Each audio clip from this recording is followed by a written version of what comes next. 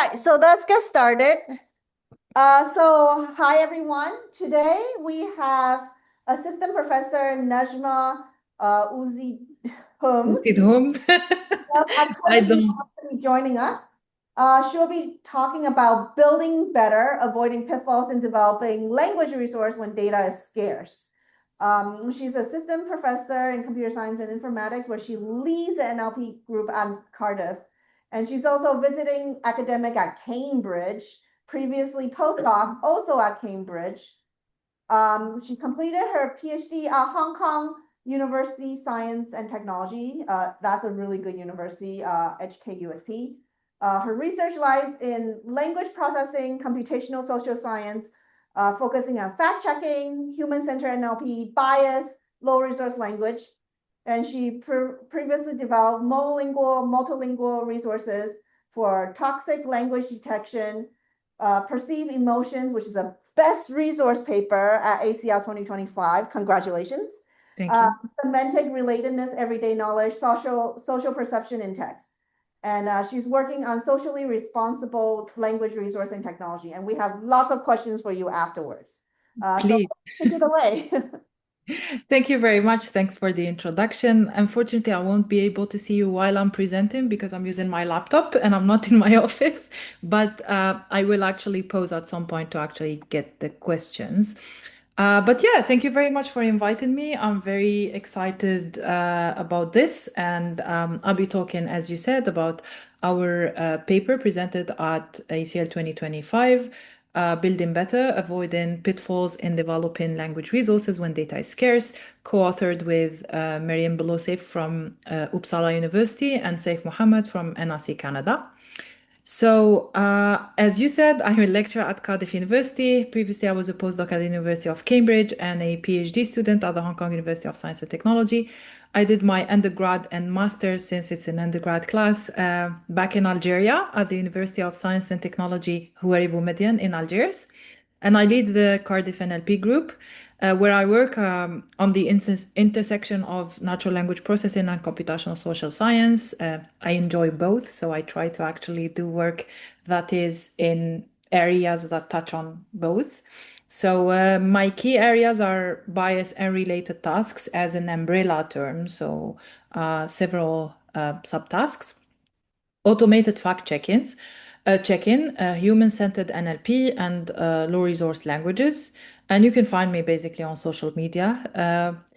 The background related to this talk is that I've been working on NLP artifact construction, and by artifact, I mean both tools and data sets, for several years now, and across a range of tasks, just like those that you've listed in the beginning of the introduction, meaning that I've observed practices across a different range of subjectivity and in high, mid, and low resource languages in both monolingual and multilingual settings, and as part of small teams and large consortia. So through that, I observed often some recurrent systemic issues when dealing with mid to low resource languages. And I believe that some of these issues can be addressed early on, and we can benefit from lessons learned from high resource languages before these issues escalate into larger problems and we end up dealing with them and trying to sort them out by, doing research on that.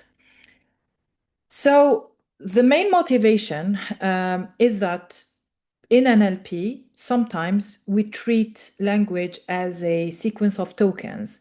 But beyond automation, language is a powerful communication means that accounts for identities and cultures. And this is strikingly observed when working on NLP for low resource languages, where very often the researchers are motivated by a sense of duty or responsibility towards their own language. So they work on it as a sense of belonging. And they try to support their languages by basically starting with data collection, starting with building tools that work well for their own languages of interest, and mainly their own languages. And I'll come to that point a bit later. So rigorous data creation practices are essential for developing more human-centered and socially aware language technologies that account actually for these identities and cultures. And this is challenging in general, but even more challenging when the language is underserved and when we don't have the platforms in place to collect data, to annotate data, to do things the right way. So we wanted to look into problems and to think about actionable solutions to these problems by engaging with those directly involved and impacted by NLP artifacts, tools, and datasets for underserved languages to discuss and think about solutions to recurring issues. So we run a survey on NLP for mid to low resource languages by basically sharing it on social media, directly emailing people working on low resource languages, posting on Slack channels for communities working on underserved languages, and trying to actually contact basically everyone who does that. By asking annotators and data curators who may or may not speak the language they work on, and who may or may not be also researchers on these languages. And we were very interested in the intersection of the three. So basically, speakers who are annotators and researchers, because it's also very common in low resource settings to encounter this, mix somehow. And we wanted to know how data is curated and annotated and what's actually needed in terms of tools and in terms of data. So we focused on participants who work on underserved languages and related projects, but by looking into the affiliations of the projects, industry, academia, or both, and the tasks and languages. Note that respondents could report for one or more projects. So basically, they could be involved in the three sorts of projects. And the other thing is that the survey was anonymous, but actually more than 90% of the respondents did share personal data that we obviously anonymized. But just to say that we could reach out to them later if we wanted to ask additional questions. And we asked them about the incentives for participating in particular NLP projects, especially when dealing with low resource languages, about their personal motivations, the potential limitations in NLP artifacts for their languages of interest. And we looked into also the credit attribution practices, especially in non-standard settings, when we don't have platforms in place where we have, enough annotators for a specific language, for instance. So we looked into the involvement in online communities or participatory research frameworks and about potential problematic incentivization. So we received 81 survey responses from researchers working on mid to low resource languages on more than 70, which are spoken all around the world, as you can see on this map. And as I said, also participants could report on more than one project. So some of them also work on, families of languages like Gaelic languages, and some of them work on a single language. So amongst these projects, 57% were from academia, 12% from industry, and 31% from both. Most respondents were involved in the data creation of artifacts for low resource languages or mid to low resource languages, annotation, collection, and some of them were also involved in model construction for multilingual models or specific models for mid to low resource languages. Most people who had, scientific interest, which is an umbrella term for interest in languages or interest in NLP, machine learning, and so on, and in building language technologies. 72% of them were interested in building language technologies, and actually 60% of them were motivated by limitations that they observed in their languages of interest.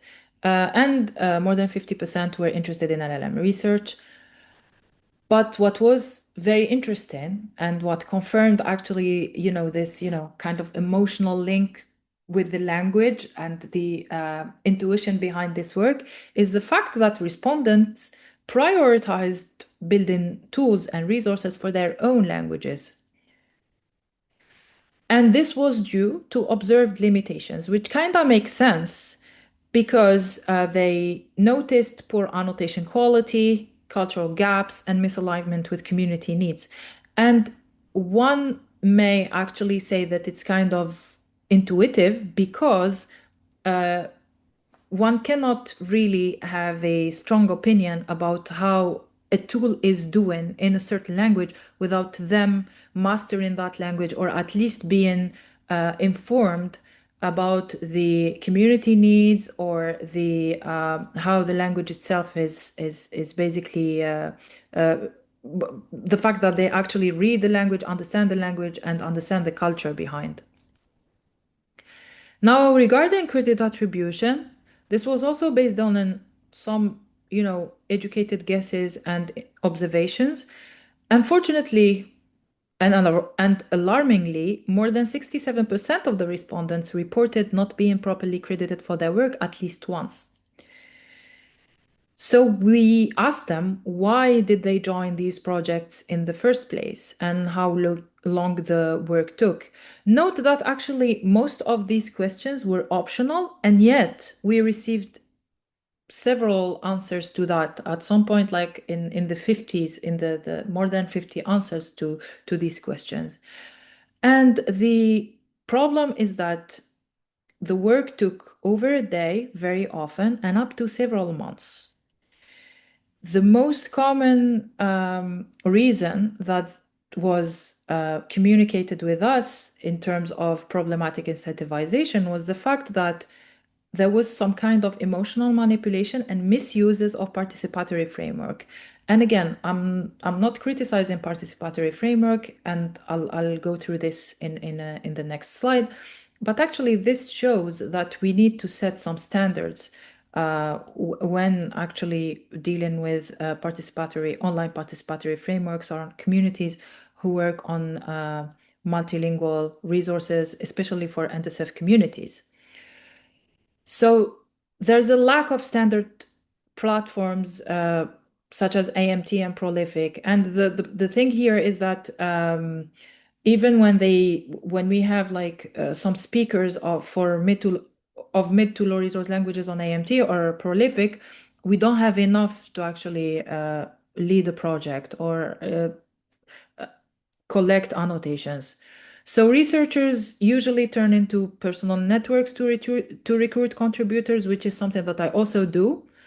But sometimes it can lead to an over-reliance on participatory frameworks, which has some pros and cons. So some of the pros is that we end up sometimes building a community and mentorship, and very often annotators actually end up getting enough support to get into research. But the cons is that there are some lack of safeguards in contrast to AMT and Prolific, which still have their problems, but it's still worse because we don't have rules in place. And there's a risk of exploitation, unfortunately, and manipulation that some participants reported. Some of them said, for instance, that they thought that it was beneficial for their CV just by being involved in a project. Some of them thought that they would be authors of certain papers without, you know, a formal agreement on that. So they made an assumption. And some of them were basically manipulated into thinking that they were serving their language and this was compensation enough.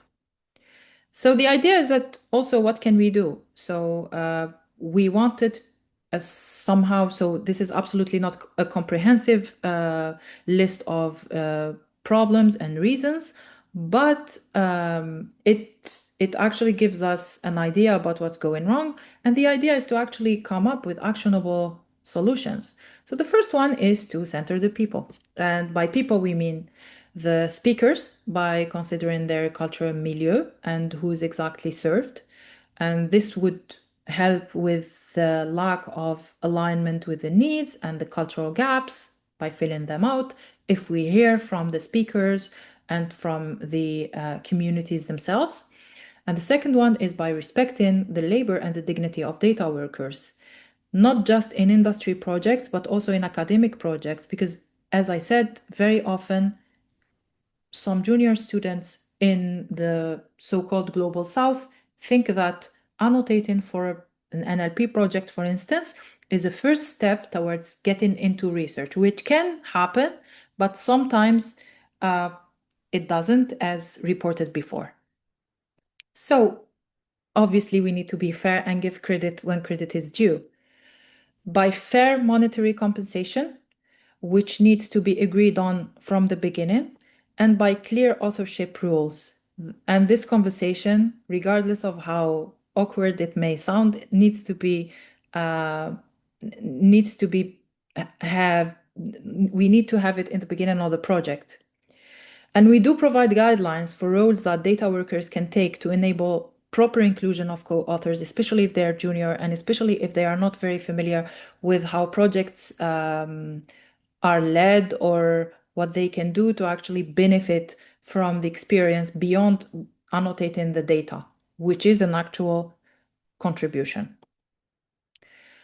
The third one is to avoid false generalization, to also avoid these cultural gaps and these problems within the representation by embracing social awareness and hearing from the speakers and choosing the categorizations of the countries beyond what is often actually used in certain computer science papers.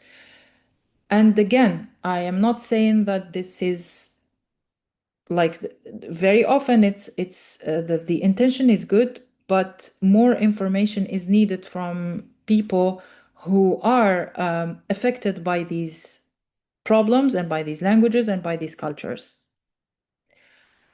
We also need to set fair and realistic expectations. Ideally, we don't want prescription on what work should be pursued for underserved languages. And dealing with a so-called solved NLP problem on an underserved language is an actual contribution. So the language can be more morphologically rich. It can have different characteristics. It can be tonal, for instance. So it's not just because it has been, it's the tools for that specific task are working well for English, for instance, that they are also working well for other languages and that people should not work on that. We need to actually set the expectations based on what experts of these languages tell us and hear from them. Next is to critically assess the source of the data, even if the language is low resource. So it's not always about just getting data. It's also about the quality of the data. And sometimes, let's say, for instance, lyrics are not something that you should use for, I don't know, grammar correction or so on, because they are not linked to the tool that we are trying to build. And that's why we need to think a bit and hear from the experts as well. And finally, to position the contribution, how does it relate to previous work and your vision? So basically your cultural background and your relationship with the language and so on. And this is also for future work so that people can build upon what you've done more easily and about the limitations of what you've done, because every work comes with limitations. So with this, I reach the end of the presentation. Thank you very much for your attention, and I'm happy to take any questions.